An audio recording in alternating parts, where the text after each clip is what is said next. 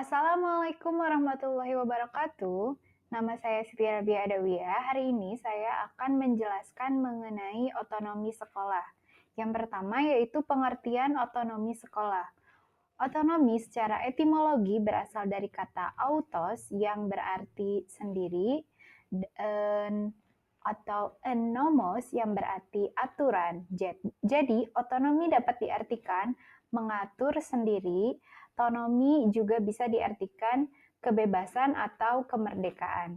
Jadi, otonomi sekolah adalah merupakan kewenangan sekolah untuk mengatur, mengurus kepentingan sekolah menurut prakarsa sendiri berdasarkan aspirasi masyarakat, sekolah, dan stakeholder lainnya menurut peraturan perundang-undangan yang berlaku. Selanjutnya yaitu manajemen otonomi sekolah. Yang pertama yaitu menetapkan visi, misi, strategi, tujuan, logo, lagu, dan tata tertib sekolah. Selanjutnya yang kedua yaitu memiliki kewenangan dalam penerimaan siswa baru sesuai dengan ruang kelas yang tersedia, fasilitas yang ada, jumlah guru, dan tenaga administratif yang dimiliki. Yang ketiga yaitu menetapkan kegiatan intrakurikuler dan ekstrakurikuler yang akan diadakan dan dilaksanakan oleh sekolah. Selanjutnya yang keempat yaitu pengadaan sarana dan prasarana pendidikan termasuk buku pelajaran dapat diberikan kepada sekolah dengan memperhatikan standar ketentuan yang ada.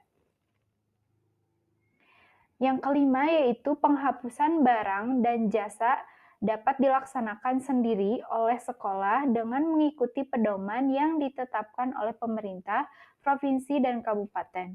Keenam yaitu proses pengajaran dan pembelajaran ini merupakan kewenangan profesional sejati yang dimiliki oleh lembaga pendidikan sekolah. Ketujuh yaitu urusan teknis edukatif yang lain sejalan dengan konsep manajemen peningkatan mutu berbasis sekolah atau MPMBS merupakan urusan yang sejak awal harus menjadi tanggung jawab dan kewenangan setiap satuan pendidikan.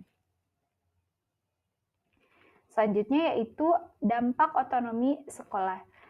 Terciptanya dampak dari otonomi sekolah ini yaitu terciptanya suasana kondusif, inovatif, dan berkesinambungan. Selalu terjadi konsepsional kinerja ke depan, tidak menunggu perintah atau ultimatum jajaran lintas kependidikan, bebas dalam koridor prinsip kependidikan. Masyarakat juga ikut merasa memiliki sekolah, ada semangat yang tinggi dalam kompetisi tingkat kelas maupun sekolah. Hubungan antar orang tua siswa semakin akrab dan harmonis, juga termotivasi untuk memprogram kelas unggulan. Selanjutnya yaitu program pendidikan. Yang pertama yaitu tahap pra atau satuan-satuan pendidikan ini perlu dilengkapi fasilitas minimal pendidikannya terlebih dahulu. Selanjutnya yaitu tahap formalitas. Satuan sudah mencapai standar teknis secara minimal seperti dalam jumlah dan kualifikasi guru, jumlah kualitas ruang kelas, jumlah kualitas buku, pelajaran, serta jumlah dan kualitas fasilitas pendidikan lainnya. Selanjutnya yaitu tahap transisional. Satuan pendidikan sudah mampu memberikan pelayanan minimal pendidikan yang bermutu seperti kemampuan mendayagunakan sumber-sumber pendidikan secara optimal, meningkatkan kreativitas guru, pendayagunaan perpustakaan secara optimal. Tahap otonom yaitu satuan di mana satuan pendidikan yang sudah mencapai tahap perkembangan ini dapat dikategorikan sebagai tahap penyelesaian capacity building menuju profesionalisasi satuan pendidikan menuju pelayanan pendidikan yang bermutu. Selanjutnya yaitu strategi pendidikan. Yang pertama, melengkapi satuan-satuan pendidikan dengan sarana prasarana pendidikan yang sesuai kebutuhan mereka secara minimal.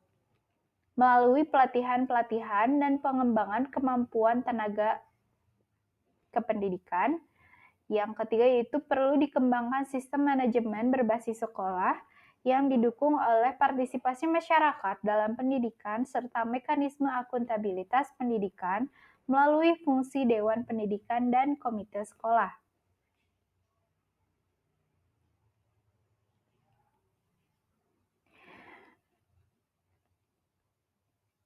Cukup sekian materi yang dapat saya sampaikan. Terima kasih atas perhatiannya. Wassalamualaikum warahmatullahi wabarakatuh.